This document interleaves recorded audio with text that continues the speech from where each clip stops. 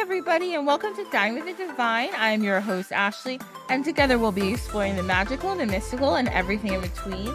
On today's episode, we're going to talk a lot about activism, and then we're going to talk a lot about a guy who had lots of cool magic in his pockets. Okay, so I hope everyone's having a great day, and if not, I hope your day gets better soon. So today we have a fantastic guest. We have Maria Minnis, and Maria is a Black, Jewish, queer, and autistic tarot reader of 20 plus years who teaches people about blending their spirituality with magic, liberation work, and eroticism in their everyday lives. She believes that the end result of all magic should be to cultivate a more equitable and empathetic planet. Maria, how are you? I'm doing so well. I am a little bit tired, but overall, I am feeling blessed and peaceful and at ease, and so damn happy to be here with you today. Wonderful. I am additionally a little tired, so we're going to have a very nice, calm conversation. Great. Yes, because I feel you. I get it.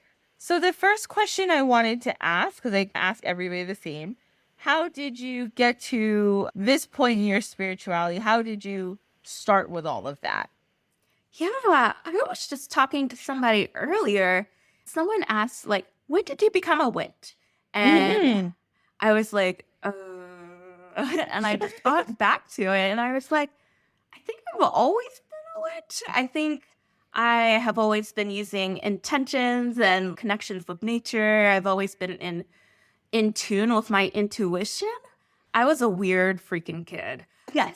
Yeah. You get it. You get it. And so I just feel like I've always been a very intentional, intuitive person. And I think there are plenty of definitions of whatever constitutes witch or what my spirituality looks like.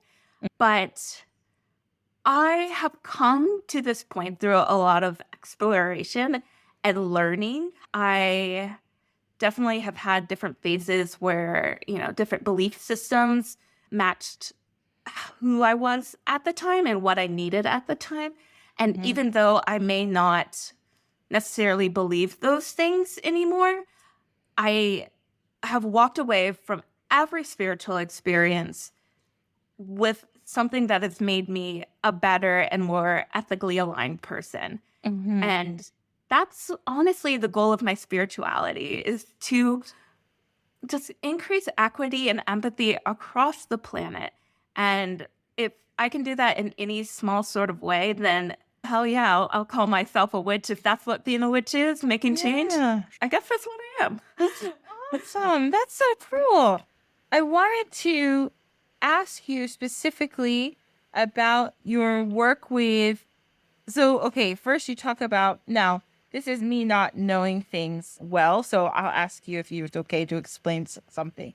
So when you say liberation work, what exactly do you mean by that phrase? Just because it's not a phrase that I'm familiar with. So, yeah. Thank you for asking. It's actually a term I use a lot, and now I'm just realizing maybe it would be helpful for me to explicitly explain what I mean by that. I think liberation work has multiple layers, right? We are liberating. I want to help people liberate themselves from internal stuck narratives, internal biases, lead them to places where they can heal and work on their trauma. I'm not a medical professional. I can help give people the confidence and the direction to take care of themselves the best they can. I definitely think liberation work also has the level of interpersonal relationships somewhere involved in it. Like, how do we interact with the people we see every day? And how can we make those interactions more spacious and less prescribed and in service of a more ideal future? Not necessarily saying that every conversation has to be about ending police brutality, but how can your presence make a difference in whatever space you are in? Mhm. And beyond that, I think there's this collective liberation, which I think is what a lot of people associate with liberation work, like ending structural racism and this and Mhm. that. But I say liberation work because it's work, and I mean that in the everyday sense. My magic is all about bringing your intention into your everyday. It's not something that happens at the full moon and the new moon. It's happening Mhm. every single day. My friend Angela Mary Magic says everything's a spell. And Mhm. I believe that so wholeheartedly. And so I think if we can focus on, yes, we want to approach these big collective issues, but it's going to take a lot of micro interactions, a lot of healing within ourselves and collect or group healing with other people. It's going to take a lot of everyday efforts to create large scale change. And so Mhm. when I say liberation work, the everyday little decisions that you make, even just where you choose to shop, those things that are feeding into a more liberated planet where people can have more opportunities to choose to thrive. Mhm. Okay, I love that. Thank you. That was a wonderful explanation. I totally understand. And I really love how you were talking about even in the smallest sense. First of all, I love that what your friend says. That makes a lot of sense. Like every little thing can be a spell or be magic. Because Mm-hmm. even beyond activism or like you said, challenging getting into these big issues, the small interactions you have with people every day can change people. I can think of interactions I've had with people that changed my mind about something, that made me think differently about something, and then in turn help me become a better person. Yes. So, yeah, that's so important. And it doesn't take a lot sometimes for all of us. It's a chain reaction, right? You explaining Mm-hmm. that liberation work to me, now I'll be able to explain it to somebody else so that they'll be like, oh yeah, that makes sense. They can explain it's a big theme, which is so helpful to everybody. And I there was something else you said. Oh, you said so many good things. Sorry, it flew out of my mind. It happens. I know. But oh, I remember. Okay, and then also I always I've been saying this for a while, but I believe that any type of spiritual path that anybody takes, even like a humanist path, anything that involves whatever, that is it's supposed to make you feel good. It's supposed to make you feel free. If Mm-hmm. if something that you're practicing I am, listeners, I am shaking my fist in the air and nodding emphatically right now. so funny. Everything is supposed to make you feel better. If somebody practices, and it doesn't matter what you practice, and what I think might be restrictive to some people, they say, no, this makes me feel good. Great, I'm Mm-hmm. happy for you. But it just matters for that individual. Whatever you practice should make you feel better, should make you be able to face difficult things. Obviously, it takes time and whatever process you need, that's fine. But it should be able to make you face these things without feeling fear of retribution from your god or goddess or whatever. You shouldn't feel nervous. You should be able to approach it with, okay, this is what's happening to me. And I'm coming to my spiritual place for comfort and for love and for acceptance. Yes. Yes. And everything you're saying too, and we're going to talk about your book in a second, but you doing work and helping people with that. Well, like you said, you're not a therapist, but I found in so many cases that people working with tarot, it's such a good supplement for them. Maybe they're already in a place where they are able to see a therapist or they're taking medication or whatever the case may be. But then the tarot gives them some control too. They can write their thoughts about it. They can see, and if somebody's reading for them, they can relate. And I find it such a good supplement if somebody's interested in that to any type of trauma work and different things like that. It just seems like it really helps people. Absolutely. I think that what you said about like feeling more free and feeling better, I think those are things that we can really take with us because a lot of the work that we do to unlearn and unravel the things that are fixed inside of ourselves feels hard. A lot of those things feel hard, and they might not feel good sometimes, but do you feel like a better person for it? Yeah. That's the question we want to ask. And so, yes, like sometimes structures for people like me make me feel safe and free to go outside those bounds as long as I have that structure to fall back upon. For some people, it's more amorphous, and that's the magic of magic. Like it's not a prescription. It's not a one size fits all thing. And I definitely, I just really relate to what you said. And I'm glad you said that it's supposed to make you feel better, but not necessarily like pristine or happy. But yes, and I agree with you. I do think that tarot is a helpful supplement to a lot of the other personal work that people do on themselves, notably around the power of trusting your intuition.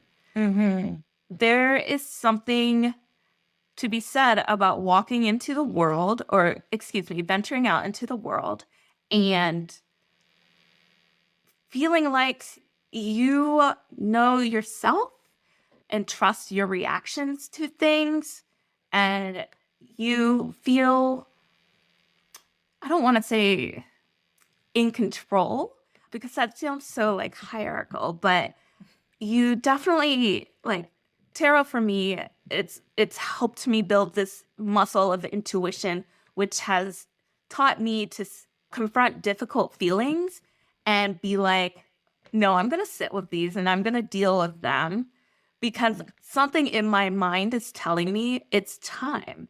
And no matter what messaging social media or celebrities or this whole system has for us, no one can take away your intuition. It's an inherent power that you have.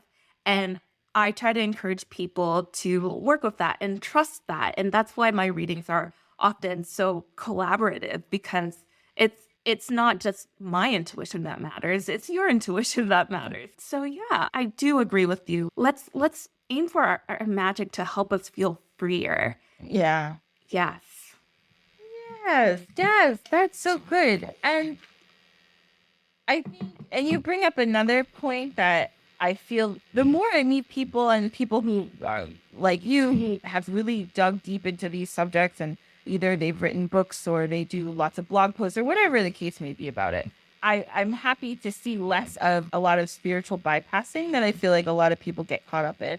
And I feel that I've seen it where people will start doing something spiritually related, whatever it is, and they'll say, well, I don't feel better yet. And and the thing is, when I went through a big spiritual kind of awakening in myself, I felt like shit, to be honest. I was really sad.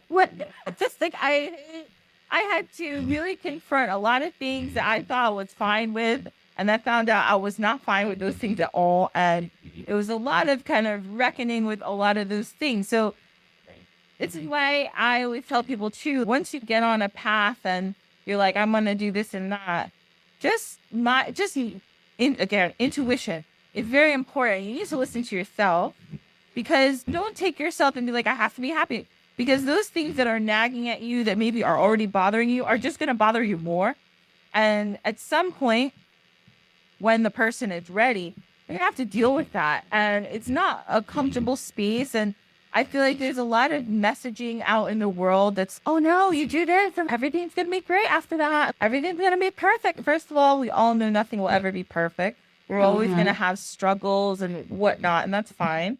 Nothing's meant to be perfect, but also just because somebody doesn't feel good immediately does not mean, and then I think people don't feel good immediately and then they feel like they failed. They're like, oh, my spiritual journey must be over because I'm doing so bad.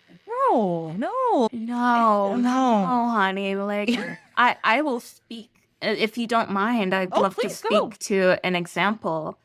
So last year, 2022, was my tower year. And I ended up in a really shitty situation where I had left my ex-partner, my abusive ex-partner of 9 years. And that was hard. There was a whole big fucking court case. I didn't feel like anyone believed me. I had to get medically examined multiple times, and that was painful. I had to retell my story over and over again. And I was just like, okay, tower years here. I feel like shit. I'm crying all the time. I'm not taking very good care of myself. And mind you, I wasn't doing readings at that time. I don't think that's responsible. But I continued my daily practice, my like morning practice, and it required a lot of trust that the waters would feel calm again one day. And no, I didn't feel better when I was deep in that work. But looking back, I needed to do all of that. And intuition helps us tend to our emotions and not just accept them as they are, but to inquire about them. And I did a lot of inquiry, and it ended up being the second half that ended up being the best year ever. But that was a really tough time for me. And I'm somebody who magic is so integral to all of my life that for me to feel so hopeless and still have I think journaling every day is a spell. Like I held on to that. I lit candles and such, and I don't know if I felt like I was particularly strong or magical, but I did know that in the past my magic has worked, and I'm going to trust that it can work again. It might not turn out the way that I want it to, but I'm a participant in how my story plays out, not the other. Like the world isn't telling me what my story is. I get to tell you what my story is. And that's what magic has brought back to me, is the right to craft my life in a way that supports me and the world around me in benevolent ways. Thank you for sharing that. Thank you. Of course. Yeah. Yes. And I feel you on that. Like, there's sometimes when anybody is going through something really difficult, and I know when, like, for me, it's been times when I've been like in a very deep, like, situational depression state. And I'm like, okay, today I can shower about it. But that's about all I can do. You know, like, if you get to showering, oh, you're good. I know. I'm like, I might only eat a banana because my stomach hurts. But I showered and I can sit back down. I'm like, all right, maybe tomorrow I'll be able to shower and take the garbage out. Right. Just anybody in a situation where you're like, this is so bad. This is so bad. I'm like you said, you weren't able to do exactly all your practices that maybe you wanted to do for yourself. And you know what? If you're in that situation, that's just the situation you're in. That's okay.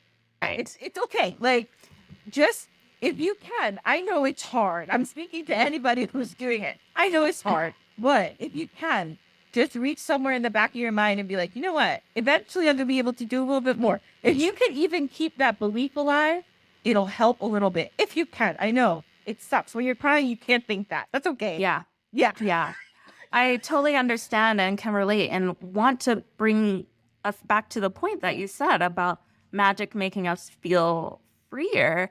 If your like magical practice, one thing that I ran into that I want everyone listening to watch out for, I really gave myself a lot of shit for not keeping track with my morning practice the way that I wanted to. I was like, I have this 10-step plan. I wake up at 5:30 in the morning. I do this and that. Yeah. Oh, well, at 5:30 p.m., I am asleep. Yeah. But functionally asleep. At any point. That's great. I gave myself so much shit. I was like, I can't pull a card. The card that I pulled a month ago is still resonating with me. I can't. What else do? I don't feel like calling in the energy of the directions and blah, blah, blah. I gave myself so much shit. And I was like, is my magic going to wane because of this? And eventually I was just like, something is better than nothing. And so even if all my morning practices is look up at the clouds and just feel grateful for it all for just a minute, sometimes that's all the fuel your body, you need to make it through the day. And you should be so proud of that. Yes. I had this issue too of, this at least for me, I am very like, and I always see like TikToks about like first daughters. Like I'm first daughter and I'm like, okay, yeah, I'm very like, I have to have my shit together because at any moment, someone's going to need me. So I'm learning to like also be okay with, I just can't do this today. And it's a very hard lesson for me to learn because on the one hand, I feel like, and I'm getting better, but I used to be like, I'm a failure because I can't do this today. I just must be a shitty person. But I'm learning that that's not true because number one, I could do it tomorrow. And the people who really do care about me are like, oh, that's okay. And I'm like, wait, you guys are not all going to hate me and not love me anymore? They're like, absolutely not. I don't know where you got that idea. And I'm like, I don't know either. Oh my gosh. I just think everyone's always going to be mad at me or disappointed. So, friend, we are the same.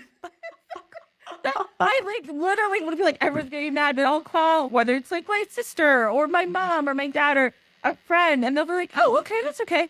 You good? I'm like, yeah, I'm doing okay, no problem. We'll talk to you later. I'm like, but you're not mad. They're like, why would I be mad? Because you're tired. Right. I'm with you.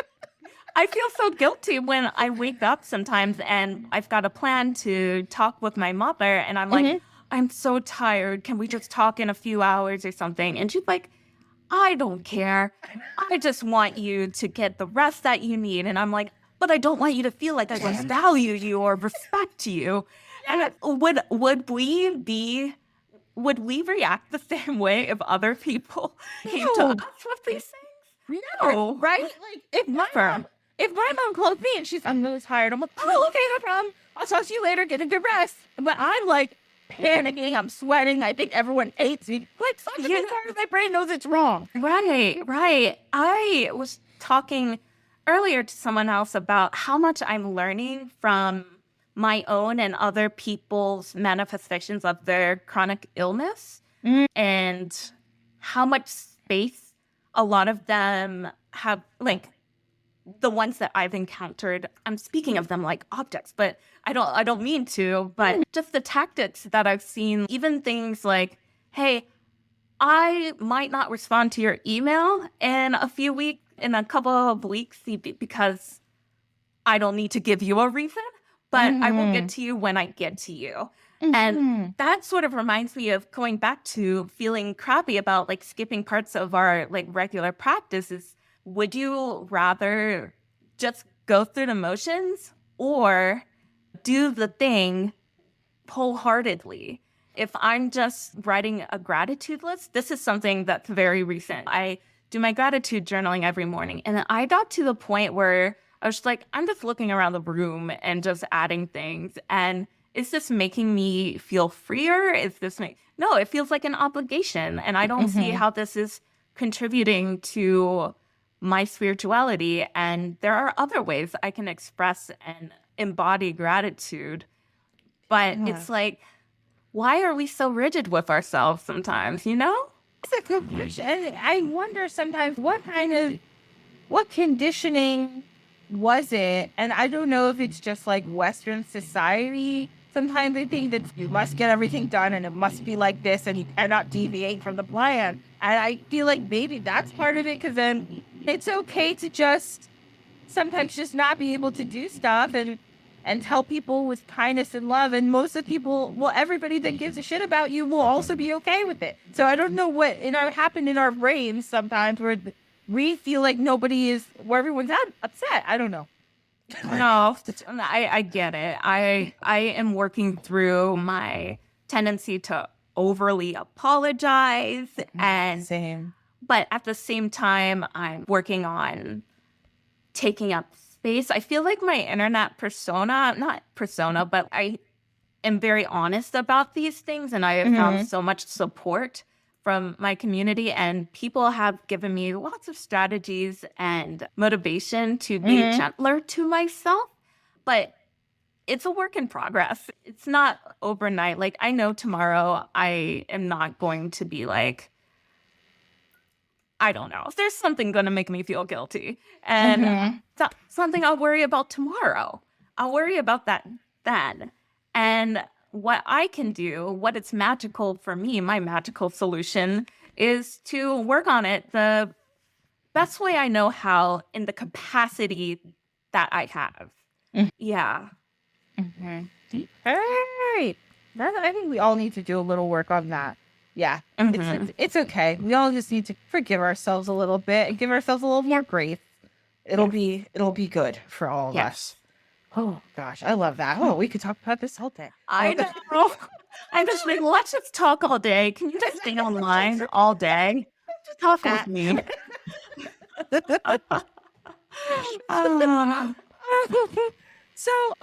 So we're gonna go to our dish of the week, which this week I was like, what are we gonna do? I don't know. But I thought this was interesting. So these are foods, and again, after this segment, we're gonna talk about your book, and then we'll go do some other stuff. But so the name of this article is 6 Comfort Foods Born Out of Historical Times of Discomfort, which I thought was pretty interesting. So when people are going through rough things, this is what they tended to make or eat. So one of them is called goetta. So goetta is made from scraps of pork and wheat. And this was happening in 17th century Pennsylvania, where there was a lot of German immigrants coming over. And they would make it, and it ends up being called something that a lot of people know, scrapple. I do not like scrapple, but some people do. Yeah. I think it looks funny, but that's okay. And some places they put cornmeal on it and they call it liver mush, which actually sounds not appetizing at all. Liver mush. Oh gosh. Have you ever going to your friend's house and they're like, what do you want for dinner? Like, whatever you're gonna cook. Oh yeah, I was thinking of cooking some liver mush. I'm like, I think I might be busy that day, but like the next time you have a party, I'm totally coming. I don't want a dish that has mush in its name. Either. That's how you know times were tough, because they had liver mush and they just had to accept it. Oh no, sorry guys. Okay, so then we have another one. This one is called ranfanote, which looks like a bread pudding. This sounds a little bit more appetizing. We had some nuts and some fruits in it. Also has some star anise and cloves and some sugar. This is a dish that was made by a lot of Afro-Peruvians. And they made it from whatever was around during some hard times in Peru. They also said they made it a lot when Peruvian soldiers made it when they were fighting a war against Chile. Interesting. Okay. Okay. All right. Tomato soup cakes. I don't want that either. Oh Lord. Okay. Oh, wait, this is something that was made in the 1920s. And at first they were just calling it mystery cake. Oh, I'm not eating anything that is a mystery. Oh, no. Mystery cake. Oh, no. But it was like a cake that was made with condensed tomato soup. I don't know. That doesn't sound good. And they were trying to make like a. I just looked it up. No, thank you. They were like trying to pretend it was red velvet cake, I think, because they're putting like cream cheese frosting on it. That's rude. Don't do that. Not red velvet. Don't do that to red velvet cake. That's so disrespectful. Oh my God. So then we have, this one comes out of Tennessee. It's called doodle soup. Okay, so doodle soup it's just basically whatever. So it's like chicken, Ingredients, whatever. It's like chicken broth, but with vinegar and cayenne pepper and flour.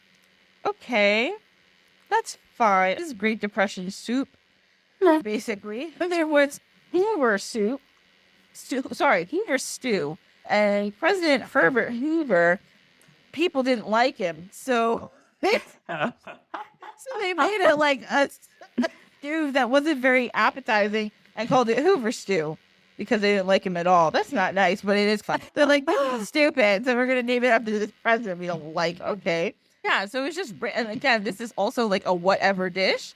They just put like corn, pieces of hot dogs, and macaroni and some canned tomatoes in it and ate that. Okay. Okay. Okay. Okay. And last but not least, we have crumble in. So this is something that was made by some farm families from southern Appalachia. And it was just like cornmeal and milk. Okay. And sometimes some buttermilk and sometimes some honey. And maybe they could put a little black pepper on it. We need some protein in here. I don't see any, but well, I guess it was the Great Depression. So protein was few and far between. Okay, so those are things you could eat when you're in times of discomfort. You probably don't want to eat those things, and that's okay. Especially not the liver mush. But now we know about some historical foods. Yay. So now I'm going to do my quick plug. Hi, everybody. Thank you so much for listening to Dine with the Divine. If you want to continue to support us, you can like, follow, and share on any of the social networks. So that includes Instagram, Threads, TikTok, Facebook, and more recently, YouTube. Please, like I said, like, follow, subscribe, share, tell your friends. Every Thursday, you're going to hear the podcast. It's free on any podcasting network that you like to listen to. So thank you so much and continue to enjoy the show. Thank you. Okay. Next. Okay. So now we're going to talk about our tea time subject where we learn something. But first, Maria, I wanted to ask you what inspired you to write your book, which is Tarot for the Hard Work. Absolutely. So my book coming out January 8th, 2024, for those of you who don't know, is a practical anti-racism workbook I have done. It is something I am very proud of, and it's a spell for the world. It's for confronting racism and personal insight and prompting social change. I wrote over 60 essays and hundreds of activities, and also separate exercises for building your own anti-racism toolkit that's customized to you and your community. This book did not start out as something that was supposed to be a book. I found that, so I grew up in Western Virginia. Yes, it is everything you're thinking it is. You know, I won't lie to you there, but it was just a lot of, at the time of ramping up toward the 2020 election, I just saw more displays of racism, whether that was covert or overt. We definitely saw the news gave us a lot to think about. And I felt overwhelmed. I was like, what can I do? What can I do in the middle of nowhere? And all of the few anti-racism groups in my town were all about how white people can become anti-racist. And I am grateful for that. However, that was not for me. And I wanted something to, not necessarily a guide, but a set of resources in which I could find ways to weave everyday actions, my everyday choices into this larger picture of a more ideal, a more free future. And so it began just as this notebook of tarot cards, because tarot cards were something I was familiar with. I feel free within structure sometimes. And so I just went from the Fool to the World and honestly practiced embodying each of those archetypes in my everyday life and found a lot more confidence in my ability to contribute, because so many people say, what can I do? And their work stops there. And this book is for anyone who like, what the hell can I do? I live in the middle of nowhere. I live in this big wild town and there's so many distractions, all sorts of things. It's for anyone who's asking, what can I do? Who might not have much time, much money, much energy. And maybe you do have all of these things, and that's great. And this book is for you too. But I didn't know what to do. And so I had this notebook of tarot archetypes and ways that I could embody them in sort of ways of to be able to live in my truth wherever I was, and to be an advocate, not just for myself, but for other people, and to recognize what privilege I had and what internalized racism I had. And so I worked through that, and eventually it became a blog, which garnered a lot of attention, which was unexpected for me. I was just like, I felt like I needed to get this out in the world. And a reading from one of my tarot readers in the past had made that so apparent. And so I felt the motivation to get myself out there and to share this weird little project that I've been working on. And now it's a book, and it's a lot of what I have communicated before, but it's more things that like I wish I had the space to say. And more, when you're writing in blog format or you're writing in a journal, there's only so much you can really say before it becomes difficult to digest. This book, I think, encompasses so much of what I want to say in a way that is digestible, straightforward. I mentioned in the introduction that I'm like your guide, but I'm going through this journey too. I don't know everything. I, again, am undoing internalized racism. I am doing the work alongside you, but I have worked with the tarot to do this work before. Let me show you how. And from there, you can ideate your own ways of creating a more liberated future. Yes, I love that. Yes, I love that. Yes, I was looking through your book. You asked a lot of really good questions. They made me think too. I was like, maybe I do think like this about this. I was like, I didn't even realize that I thought this way. I like the questions that you ask and how you ask them and motivate us to think a little differently. I really, really love that. Okay. So we're recording this early, but this is going to come out right before your book. So I'm going to have links in the show notes, everybody, so you can check the book out. Yeah, and definitely order it because it's very, very good. It's very, very insightful. I really, really enjoy it. So next we're going to talk about, since you're talking about hard work, and we're talking about liberation, and we're talking about all this good stuff, we're going to talk a little bit about different ways people can do activism. So I had some big concepts here, but I thought we can talk about little things, just like Maria was just discussing about her own book, how she talks about different ways you can do things that you don't have to put out a lot of energy, a lot of money if you don't have it, but you can support and do things to help your community and to help you put what you believe out in the world in a positive way without having to spend a lot of stuff. Sometimes I feel like a lot of people say I don't have enough money, which I get that, especially like when it comes to Amazon, right? I know I shouldn't order from Amazon because they're bad. I watched this video on Instagram the other day.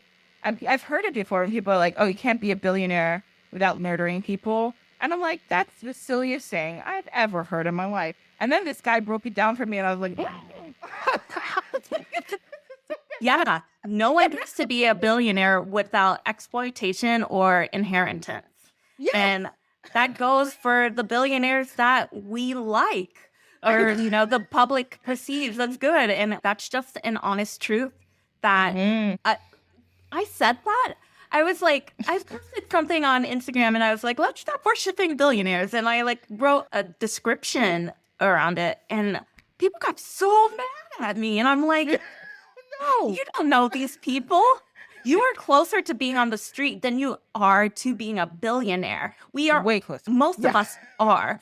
So don't be silly. These people are exploiting other people, or they've inherited it. But given the fact that they're still a billionaire, like what are they doing with that money in a world that needs so much? And when I was writing in my journal for like this whole anti-racist tarot stuff, I felt like money was one of my biggest like things. I was like, I'm at the food bank every week. I barely have enough money to drive to get to work and back, and all of my paycheck goes to my bills, and I might have $15 left for myself. I sure don't have a lot of money to drive to protests or to share in mutual aid, but there are so many other ways that we can contribute without going out of our ways. And like he said, Amazon, for example, I just want to note that by nature of living in a structurally racist capitalist system, we are all, unfortunately, we contributed to it in order to survive. And that's just, something that we have to accept. And I think that when we get into the nitty-gritty of judging people for, finding, affordable ways to take care of their kids, put clothes on their back, and this and that. Like, you judging these people is not helping anything. Let's look to the people who keep the system going, because individual responsibility exists, but you're not the police. Like, what are you gonna do? You're gonna shit on me for doing this thing, and what does that make the world a better place? No, like, we're doing the best with what we've got, and that's the best we can do. Exactly. Oh, amen. Because it's true. Sometimes I live near Walmart.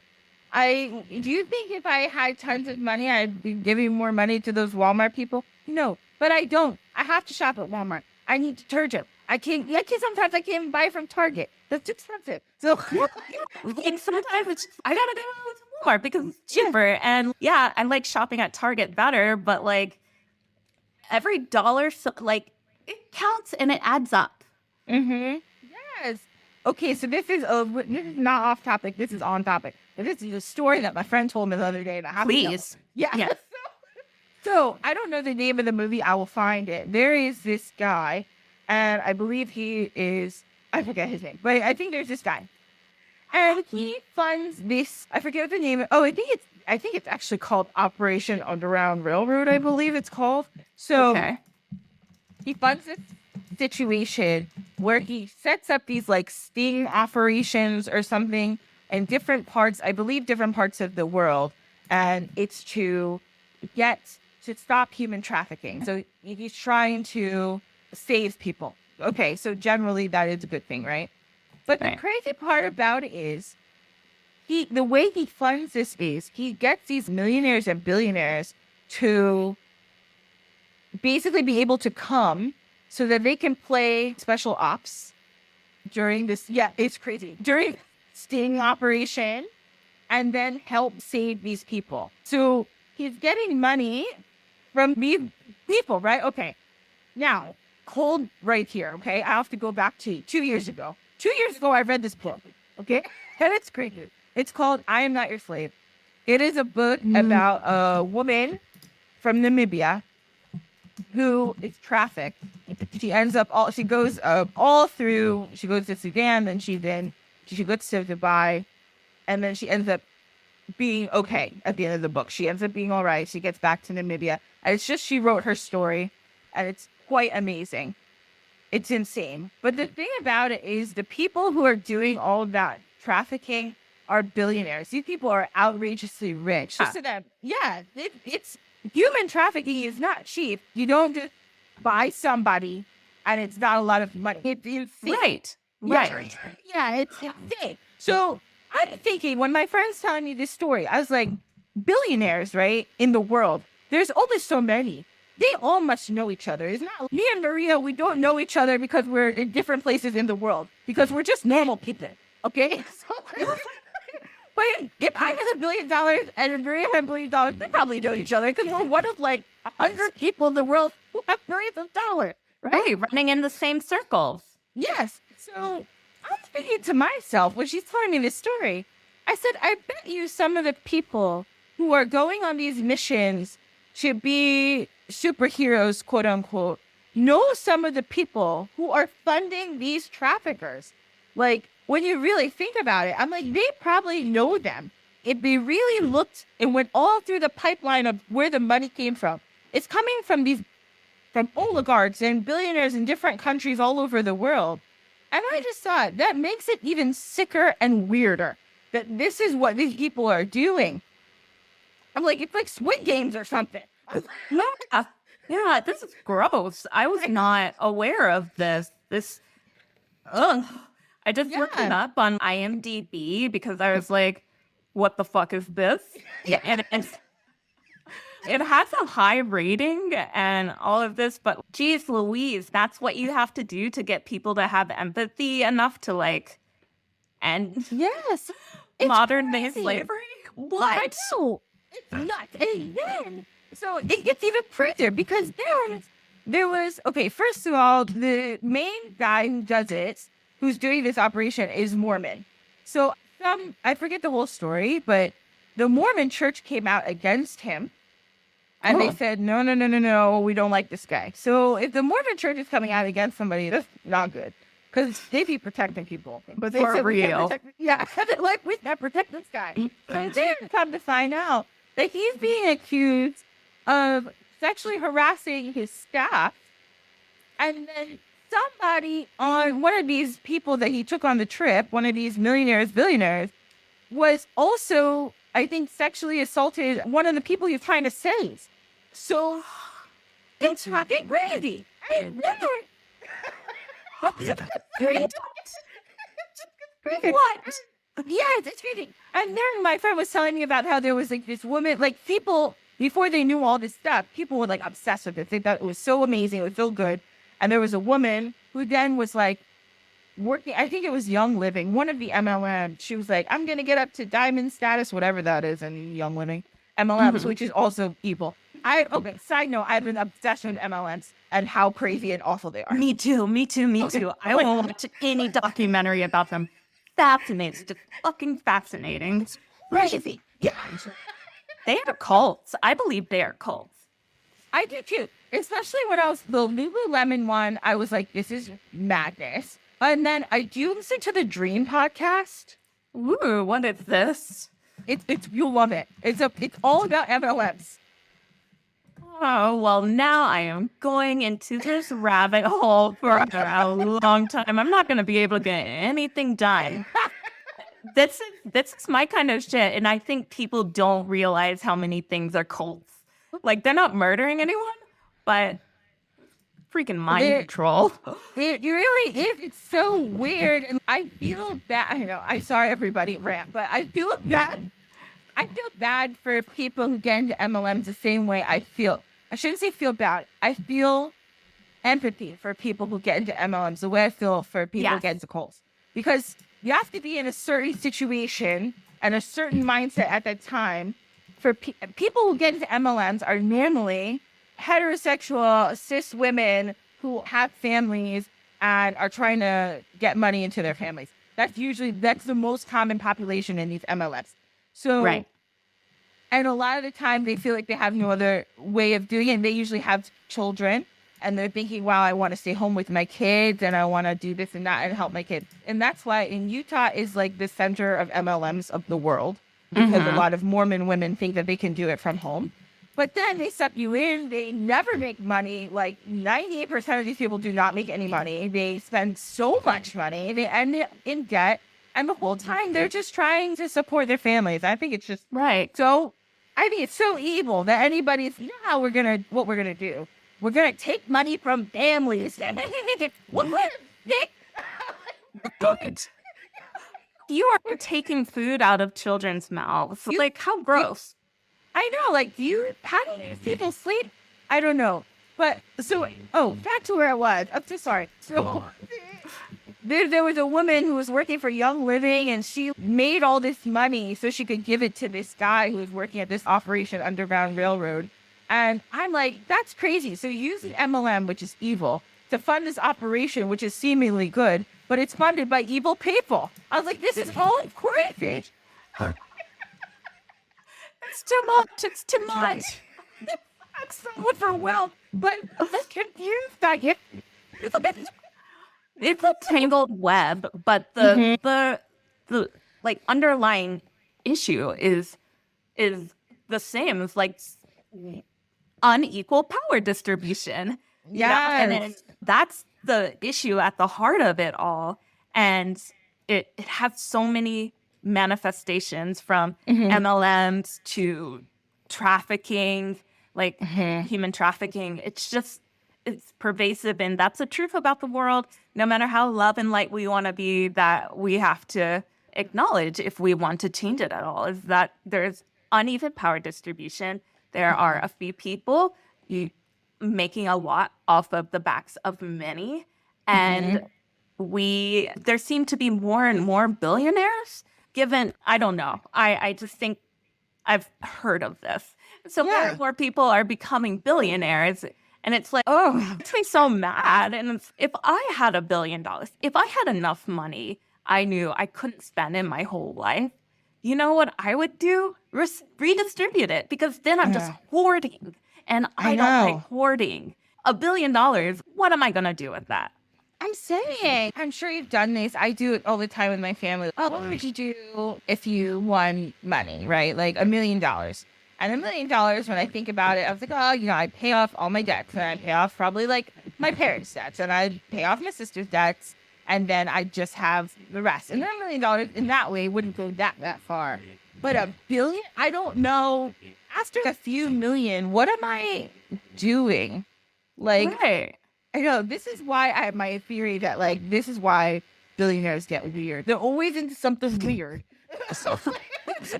Something weird and unsavory, because what do you do when you can do anything? You do something strange and unsavory, like where there's some weird shit going on, and I feel like everybody's not consenting. That's why shit gets really dangerous and weird with billionaires, because what else are you gonna do less than something crazy?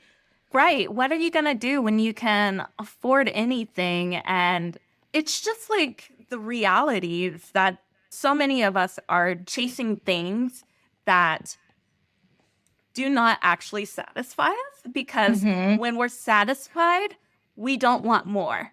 Yeah. We are happy with what we have. If you say you're satisfied, but you find yourself wanting more of the thing, then you're not actually satisfied. And that speaks to, I think, the level of just lack of empathy, because if you feel like you don't have enough and you can't see all around you what people who don't have enough to literally eat, that's a kind of myopic vision that is very dangerous for this world. And you're like me. Like the other week, my partner and I were talking, like, what would you do if you won like a couple of millions of dollars or something? And I'm just like you. I would like first pay off all my debt.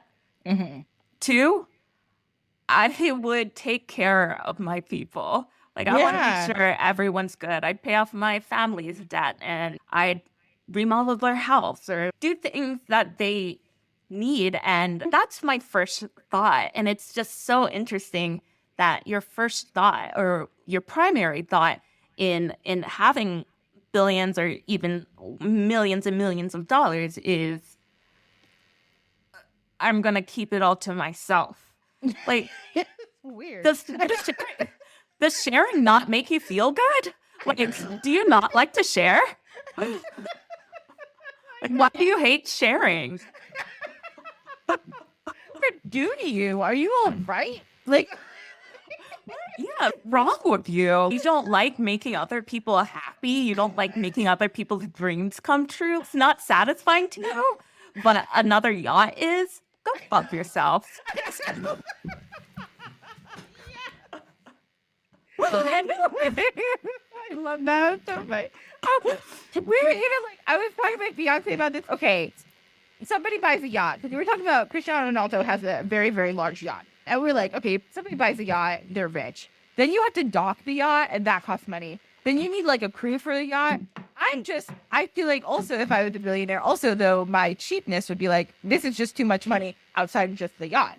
This is just too expensive. I don't care if I have $1 million. It's stupid. Like, Okay. why am I spending all this money? This is really silly. For what? And how often are you really going to be on that freaking yacht? Come on. If you're not going to, this is not every weekend sort of thing. These people buy these yachts and then they're on them a few times in the summer and then they just remain docked and it's useless. It's absolutely useless. And Yes. it just incenses me. And it's like, why would you, the things rich people do with their money, man. It's just crazy. I love how I'm like, we're talking about activism, and then we talked about billionaires, how much we think they're silly. Yeah, they're silly. Yeah. Seriously. And this is an important point that we need to make. Yeah, it's bizarre. And the more that we maintain the more that we lean into and acknowledge and accept the fact that the things they do with their money are absolutely bizarre, often inhumane, and often selfish, quit normalizing billionaires. It's not fucking okay. Stop, celebrating that. And it's difficult, right? Because there are people who we might like, public figures we might like, who are billionaires. And it's, you can like their music and, go to their concerts and stuff. But, remember that this system behind them exists and there's a lot of harm being done by it.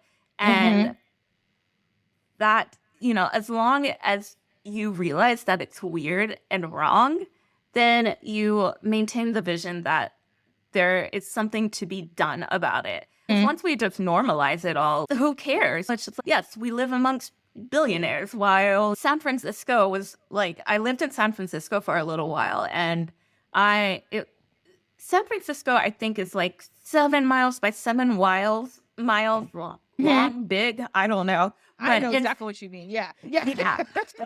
It's a very compact city. The Bay is huge, but the city is small, and so you have these tech millionaires and billionaires walking along streets with homeless encampments and stuff. And the juxtaposition of the two just really bothered me. And if that does not bother you, then what information does that have about you and your relationship to these despots? I don't know. They're money. Right. In a capitalist society, money is power. And they're not distributing it. They're making the rules. They're making it hard for us. They're not doing the work that, yes, great, you do a donation for this thing. Yes, you asked the poor people to support your donation fund for Hawaii or something. And it's, yes, those things are true. And philanthropy is true. But if you give and you still have $1 billion left over, or like millions and millions and millions of dollars left over, you're an asshole. You heard it here first, folks. You're an asshole. If you have it's good to give. Like we're saying, it's good to give. That's fine. I think people get this wrong about like capitalism. So making money is fine. You're allowed to make money. But when it's on like the backs of other people, it's bad. That's just a fact. If you're just like a person who, okay, like Maria, if you're just like, she's a tarot card reader and she works hard being a tarot card reader. She's written a book. She works hard doing her other work and she made a lot of money. Great. Because she's just doing it.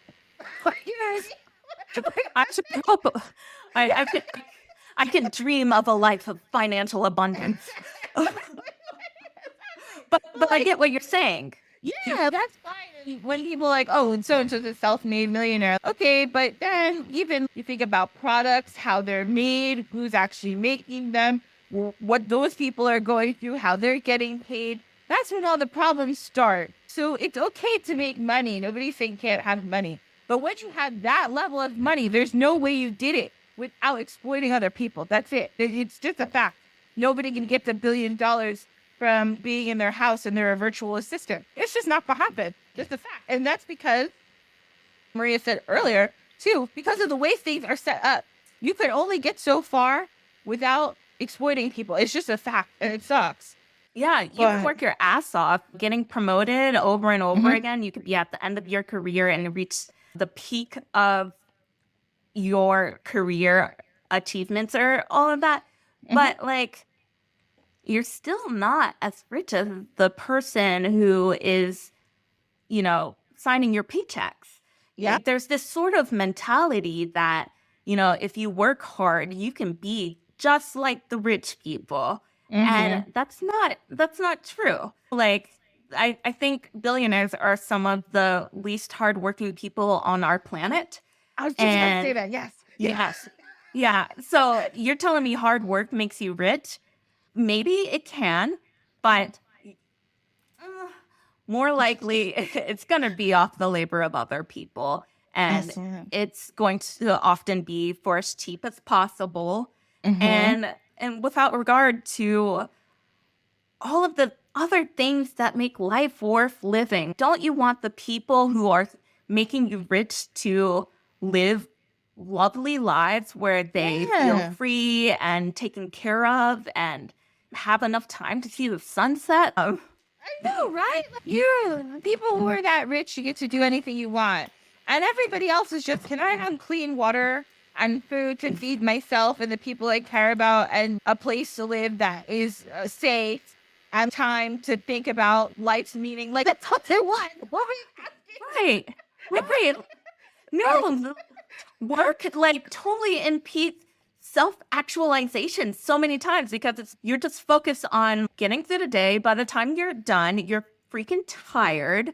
And you do the same thing. You watch TV, you have dinner, repeat. And I know, I was going to say I think, but I know the system it's designed to tire us.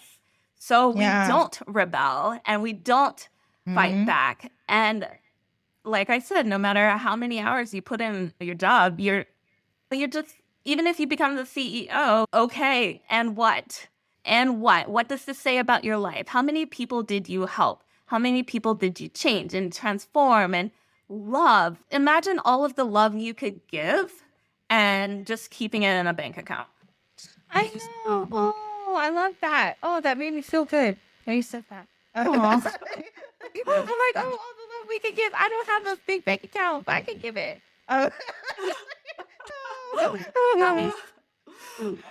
God, we talked about millionaires today, guys. Sorry about the activism part. You could do, I have articles you could read. Well, we decided talking about billionaires, and that's okay, because that was a fun conversation. I love talking. See you, Maria. This is so fun. Okay, so now we're getting to our last section, which is story time. The story is nice and quick, so don't worry, we won't be here for too much longer. It just reminded me of speaking of liberation and speaking of using kind of magic in trying to help yourself. The Gullah Jack was doing all these things. So let me tell you the story of Gullah Jack. So Gullah Jack was a conjurer and a rebel, and he was born in Eastern Africa during the final quarter of the 18th century. So he was they think he was a native of Mozambique. He was captured and taken to Zanzibar, and then he sold to a man with the last name Kingsley. I cannot say his first name, in 1805. So when he was captured to be put into the slave system, he possessed a bag of conjuring implements, and he said that he had been a priest where he was from. So they said that Jack ended up in this plantation in eastern Florida, and then it was purchased by this other man named from Charleston named Paul Pritchard in 1806. And Jack worked there as a caulker. So Jack, because he was a cocker and because he was really good at his job, a lot of his owners, masters, they let him do little things. So they let him go out without following him all the time. And they gave him a little bit more room to do a little bit more stuff than some of the other slaves were allowed to do. He was single. He had his own little room. And they, quote unquote, trusted him, right? Because they're like, oh, he's a whatever. They probably said he's one of the good ones or whatever. It's stupid shit. Yeah. Yeah. I apologize. So, Yeah. the worst. So they were like, oh, he's really good at his job. He's really great. He doesn't bother anybody. But unbeknownst to the slave owners and the wealthy, right, people in the town, they didn't know that Jack was out here helping anybody who could. He would go to the different plantations. He would help the slaves there if they needed different kinds of magic. He would make conjure bags for them. He would do what he could to help other people. He even had a church that he started. And actually, both blacks and whites would go to the church because they said that Jack was really, really good at his job. They said he was a magician. He was a doctor. He would help people with whatever they needed, healing, divination. And they even said that he had a lot of supernatural control. Also, everybody probably knows this, but just to reiterate the fact that these African religions or this magic stuff was illegal. He wasn't supposed to be doing it, but he was so helpful that people just let it slide.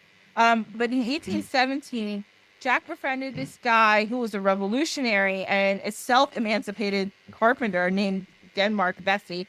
So Denmark Vesey was like, whoa, okay, so you're super magical and I'm super free and I want to fuck shit up. So Vesey was like, awesome. Yeah. I'm down. I know. Yeah. Sounds good. See, yeah, Vesey was like, he was ready to just mess up everybody. And he told Jack, since you're super powerful and you've got all these conjure bags, do you think you can help me? And Jack was like, no problem. I'm going to help because I also hate this shit. So in June 1818, they were like, let's get together and chat. So they got together, they chatted, and they were like, we're going to start the largest slave revolt ever because we don't have time. So they started to gather all these other people that they thought they could trust, and they started telling them the plan. So now it's 1822 and they're like, okay, we're going to put this plan out.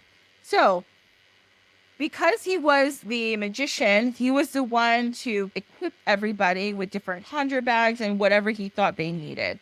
So Jack then, even in the spring of 1882, he stopped working so much because he wanted to put all his energy into this insurrection. He was so excited about it. So then Jack also somehow, he's so clever, he acquired a powder keg. Wow, okay, I don't know how he got that. That's good. And he got a bunch of pins.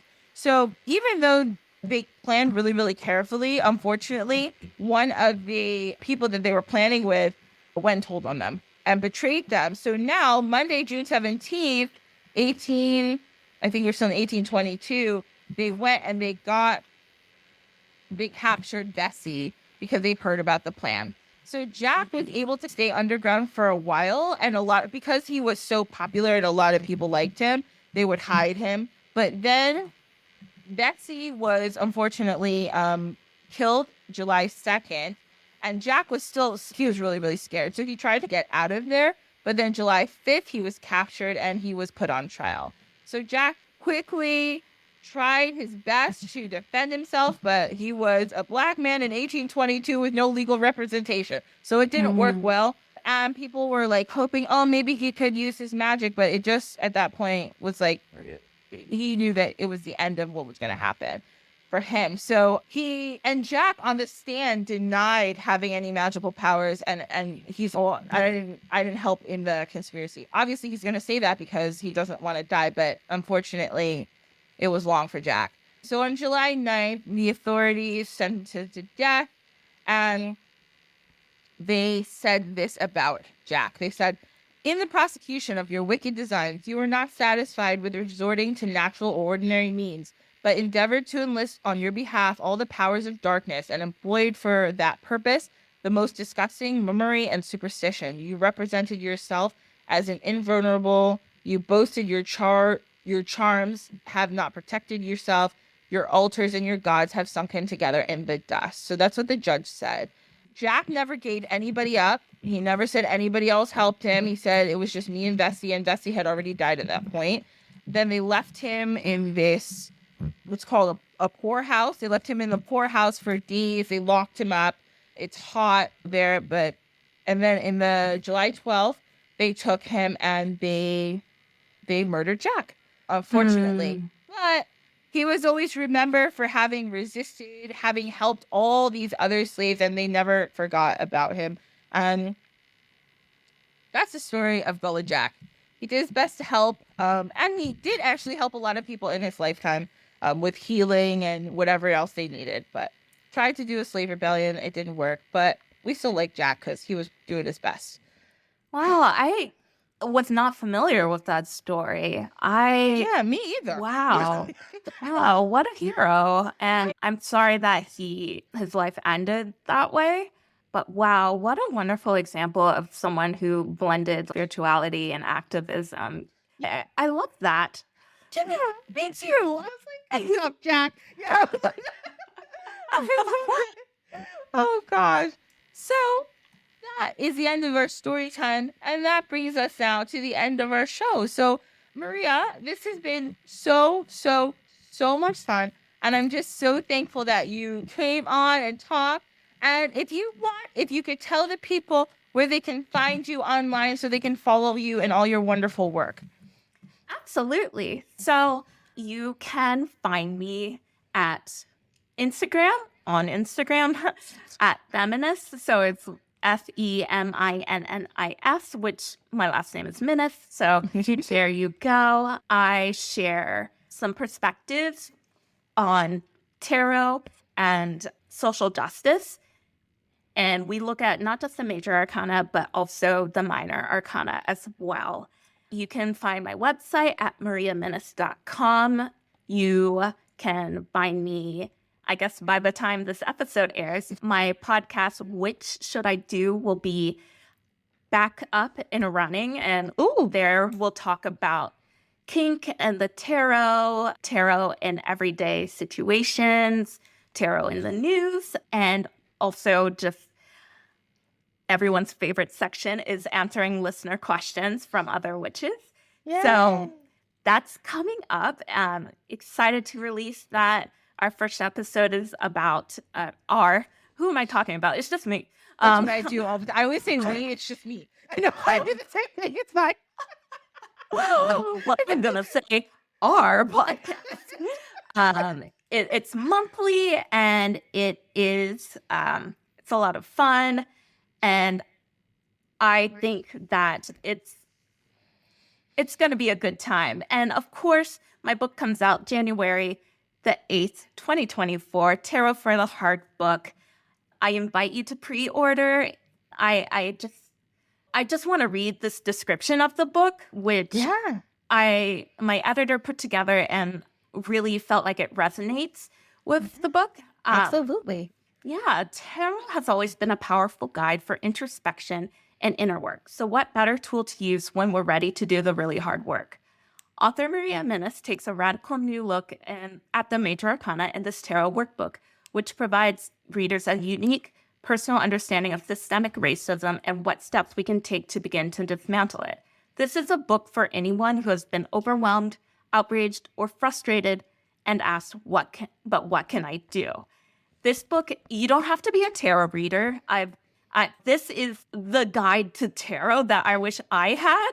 Yeah. You can definitely get to know the archetypes, and the archetypes are the structure behind the book, but you don't have to know tarot. You don't have to care about tarot. And if you don't have to be a good tarot reader, you don't have to be a bad tarot reader, or bad. What's bad and good? This is for literally anyone who has asked, what can I do to confront systemic racism? And I am so proud of it. And I invite you to come along with me because I'm going along the journey. My journey is lifelong. And I hope that this book, which is a spell out into the world, can ripple out in ways that really help liberate people from all of the things and the messages that we are being held down by. Yay! Okay, so this is awesome. So I'm going to put links to everything in the show notes, Maria's website and everything. So everybody follow her, listen to her podcast, get her book. And I have to say, I really enjoy your Instagram. It's very, first of all, you're beautiful. You're very, yeah. So you're like, I like sound creepy saying this. I'm like, you're easy to look at, but you're just so beautiful. Yeah. Thank you. That's so nice of me to say. I feel like a smushed frog half of the time, but thank you. I do like to share about my personal life on Instagram because magic is in the everyday, and sometimes I want to talk about my boobs and how that relates to magic and whatever. And so thank you for being there. It's not just a tarot profile. It's magic in everyday life, and I use my life as an example for other people. So thank you for being there and enjoying it. I just throw stuff on there, and I'm glad it resonates with people. Yes, it's super fun and interesting, and I really enjoy it. And you'll enjoy it too. So follow. So everybody, again, thank you, Maria. And thank you, everybody, for listening. Again, this is Dine with the Divine. We're on Instagram, Facebook, TikTok, Threads. If you like the show, give us a rating. It's really helpful. Give us a review, even more helpful. And if you have any suggestions or anything you want to say to me, you can email me at dinewiththedivinepod@gmail.com, or you can message me on one of those apps. I will get back to you, I promise, at some point. And if you want to follow me, Ashley, I'm at Sankofa HS. That's SANKOFAHS. And Sankofa Healing Sanctuary on Facebook. Thank you so much once again. And everybody there, Maria, anybody listening, everybody have a fantastic week. And I'll see you next week. Goodbye.